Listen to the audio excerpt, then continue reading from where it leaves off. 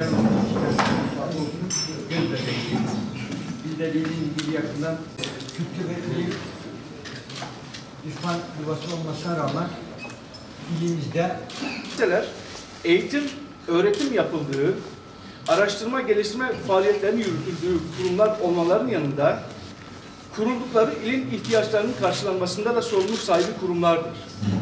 Şehrin sosyal, kültürel, ekonomik gelişiminde yol gösterici bir rol üstlenmek zorundadırlar.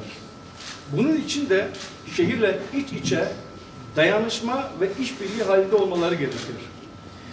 Görevde bulunduğumuz yaklaşık 1 yıllık süre boyunca bu konuya olabildiğince önem vererek hareket ettik. Bundan sonra da böyle devam edecektir.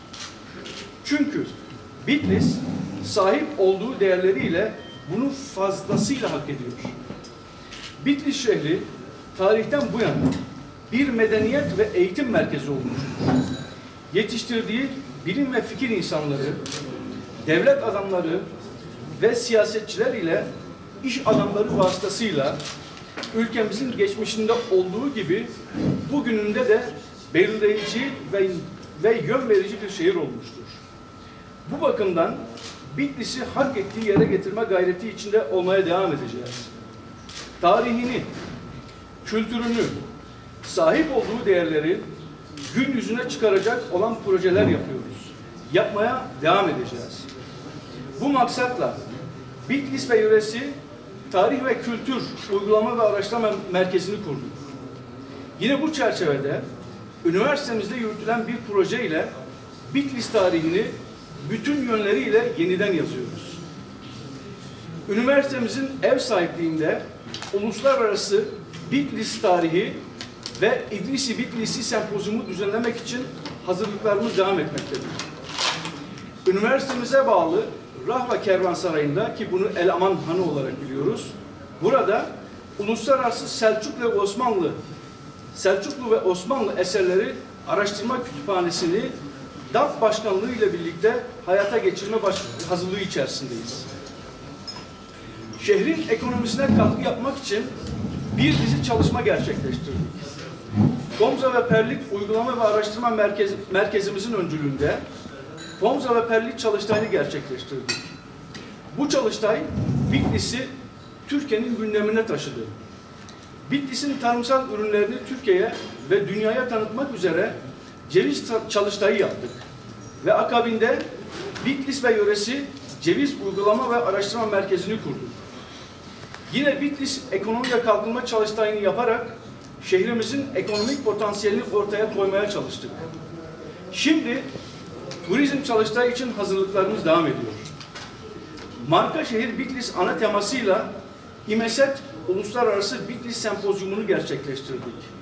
Bunun yanı sıra onlarca panel, konferans, seminer, kültürel ve sportif etkinlik gerçekleştirdik. Eğitim ve öğretim faaliyetleri bizim için öncelikli alanlardandır. Bu çerçevede Güroymak'ta meslek yüksekokulu açarak bu güzel kentimizin hak ettiği eğitim kurumunu kazandırdık. Yine üniversitemize bağlı fakülte, yüksekokul ve meslek yüksekokullara bağlı yeni bölümler ve programlar açarak üniversitemizi büyütmeye gayret gösterdik. Ancak asıl önceliğimiz öğrencilerimizdir. Çünkü her şeyden önce biz insan yetiştiren bir kurumuz. Bizim için öğrencilerimiz en değerli varlığımızdır. Bu nedenle öğrenci merkezli bir düşünceyle son bir yılda öğrenci topluluklarının bütün faaliyetlerini destekledik ve desteklemeye devam ediyoruz. Öğrencilerimiz de onlara güvenimizi boşa çıkarmadılar ve çok güzel sonuçlar elde ettiler. Bu yaklaşımımızın bir sonucu olarak öğrencilerimiz katıldıkları bütün etkinliklerde önemli başarılar sağlayıp dereceler elde ettiler. Öğrencilerimizin bilimsel ve kültürel faaliyetlerini Erasmus, Farabi ve Mevlana gibi programlarla destekleyerek onlara yeni ufuklar kazandırmaya çalışıyoruz. Bu yolla öğrencilerimiz yurt içi ve yurt dışı faaliyetlere katılma şansı elde etmektedirler. Sadece öğrencilerimizin değil, aynı zamanda akademik ve idari personelimizin de çeşitli yollarla yurt içi ve yurt dışı programlara katılımlarını destekleyerek kendilerini geliştirmelerini ve deneyimlerini arttırmalarını teşvik etmekteyiz.